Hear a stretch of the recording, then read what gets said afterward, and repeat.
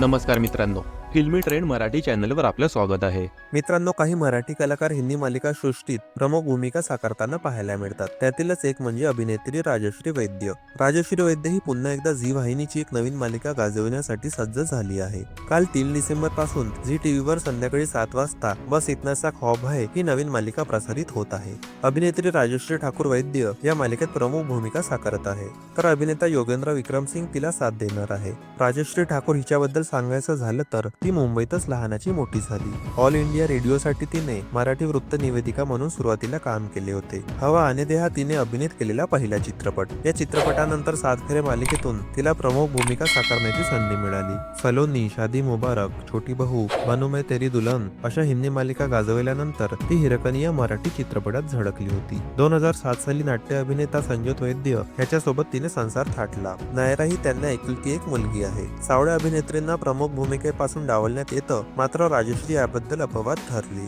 सावळी असूनही राजश्रीला हिंदी मालिकेची नायिका बनवण्याचा मान मिळाला. तिच्याकडे पाहून सावळ्या रंगापेक्षा तिची अभिनय क्षमता किती दांडगी आहे हे समजून येते. तिच्या वाटेला तशा दमदार भूमिकाही येत गेल्या. मराठी सृष्टीतही तिने नशीब आजमावण्याचा प्रयत्न केला. आता बस इतना सा ख्वाब है या मालिकेतून ती पुन्हा एकदा प्रमुख भूमिकेत पाहायला मिळत आहे. या नवीन मालिकेसाठी ती खूपच उत्सुक असल्याचे पाहायला मिळत आहे. मित्रांनो, मनोरंजन विश्वातील ताज्या बातम्या जाणून घेण्यासाठी आमच्या चॅनलला सबस्क्राईब करून बेल आयकॉनला नक्की प्रेस करा. भेटूया पुढील व्हिडिओमध्ये. धन्यवाद.